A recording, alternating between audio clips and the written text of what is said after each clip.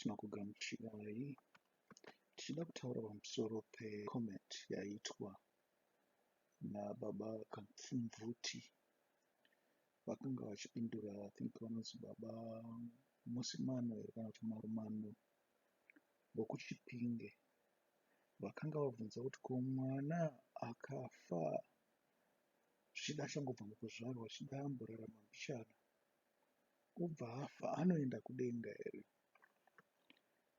Inyaya yandakamboitaura ndogara ndichiitaura zvangu kuna vamwe kuti munofanirwa kungwarira pazvinhu izvi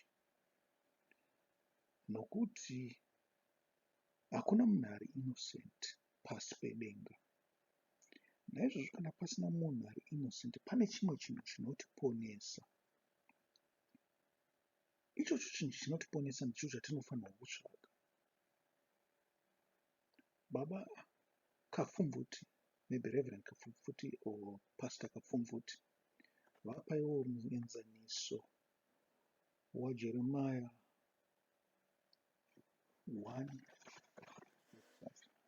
muenzaniso wakanaka chaizvo ndamati kuti vabva vanyatsonanga ipapo pakati panofanirwa kuendwa chapo chapo.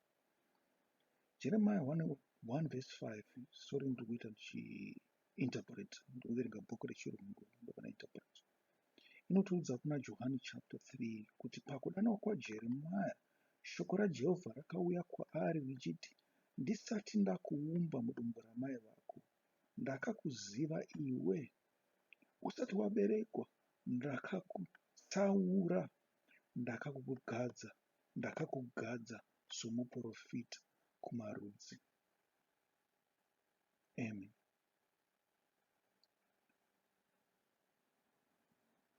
Asi Jeremiah paanonzwa mashoko aya anoti, ko imimi munogoda kuti nditaure sei? Ndingori mwana zvangu.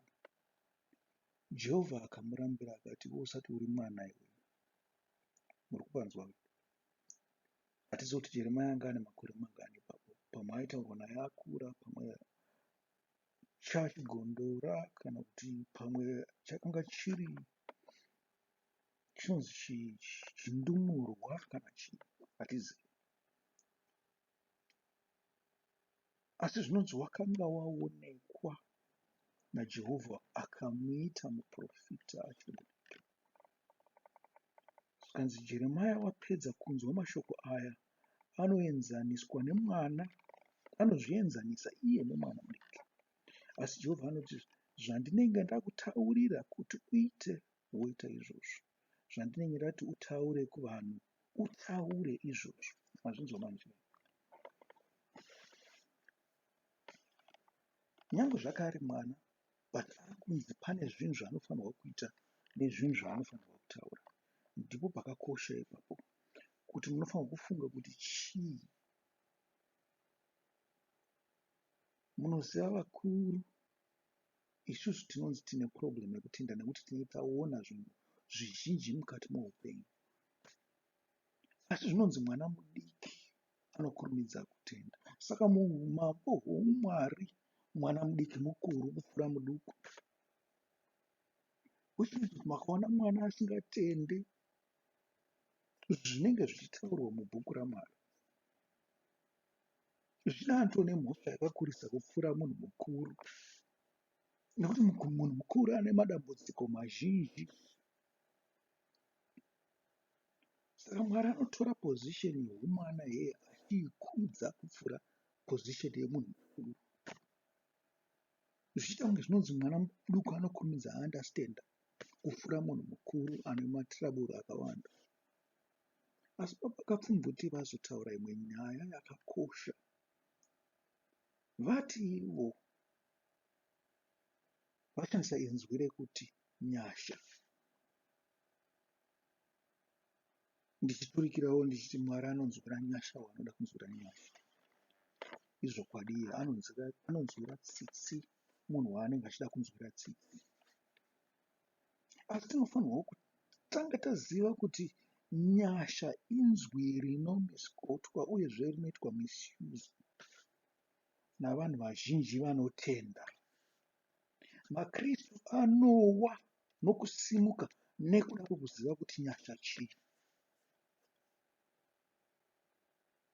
Nyasha dzamutaura idzi chii?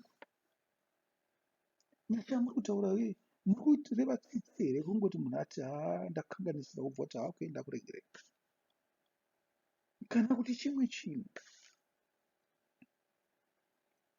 Nokuti vanhu vazhinji vanowanzopesa chikristu mudzidziso yaPauro. Saka ndinoenda back kuna Pauro ini ndichitaura pamusoro penyasha. Ngewa ndinotanga naye asi ndichazopedzisana naPeter nanaJames. Nekuti pane chinyorwa chinonzi by grace we are saved through faith and not of thy own works. Ende chinyorwa chinomiskotwa nevanhu. Vanhu vanorashika, vanhu vanoenda kugehena because of that small part yenhiri yeBhayibheri. Asi uchinyatsoverenga mutsara iwowo, Pauro anotanga ataura kuti faith. Zvino chii chinonzi faith? Masvika panoti grace, ndobva munofanirwa kunzwisisa. Naizvozvo hakuna grace pasina faith. Ndikunzwa kuregererwa, ungaregererwa zvako apasi kana waregererwa panoda mabasa.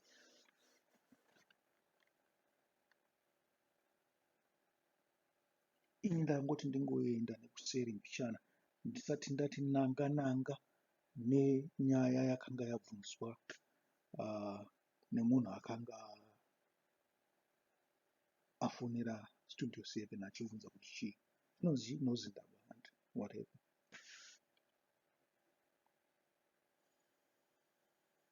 Saka nyasha tidzingwarirei, nyasha ngatiregedze kudzimisuse, nekuti nyasha dzine chekuita nefaith. Kana pasina faith hapana nyasha. Mukunzwa? Musafunga kuti kuenda kudenga kungori simple as kungoti ndakuregerera senge zvatinoita zvino. Nekuti Mwari haaregereri zvinhu. Nyange muchiverenga mabhuku eOld Testament munyatsokunzwa kuti Mwari anoti ndicharanga, handingaregereri, ndinoranga pandinoranga, kana kuti ndinopanisha pandinopanisha. Iwo haungandiudze kuti ndiregedze kupanisha munhu achitaura naMozisi achidaro. I think kuna Exodus 30 kana kuna 30, 31, 32, 33 paanotaura kudaro pamusoro penyaya yechimhuru chavakanga vaita paHorebhi.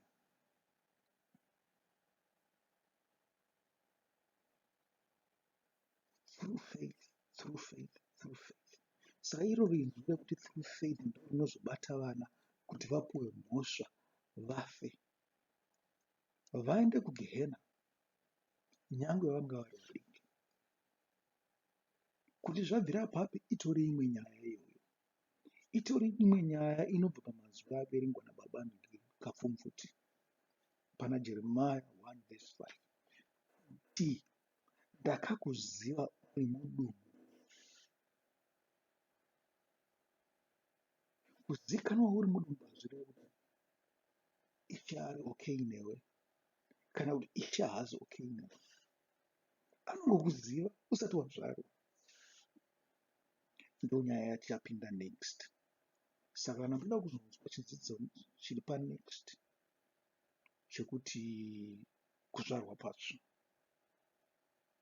mozoteerera ichocho. Asi ndangoti nditaure pamusoro pegrace, faith.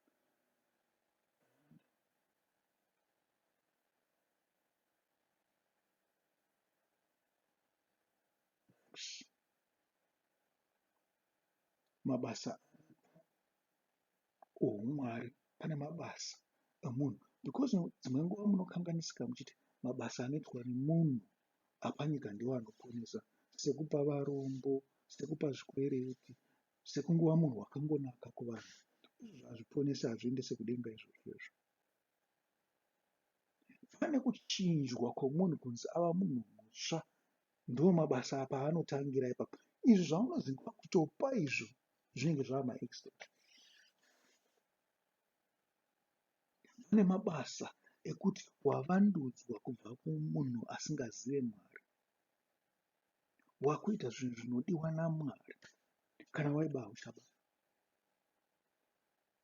kana wainyepa hauchanyepa, kana wairova haucharova, kana waiponda hauchaponda, kana waichochora hauchachochora, kana waita upombwe hauchaita upombwe. Wakukudza vabereki, wakuchengeta masabata aMwari, wakukudza Mwari wako Ichi, nekusamumhura, nekutenda kuti hakuna mumwe Mwari kusara kwairi. Pane mamwe mabasa anotaurwa navaapostori akanaka, anotaurwa achitsimirwawo nana Peter nana James pamusoro pemabasa akanaka. Handina zvangu kuti ndinyore machapita acho zvinowanikwa kwazviri, asi pandinenge ndakupa full dzidziso yacho ndichaincluda machapters aiwawa anobva kune mabhuku ana Pauro namabhuku ana Peter namabhuku ana James. Kana asindoperera ipapo.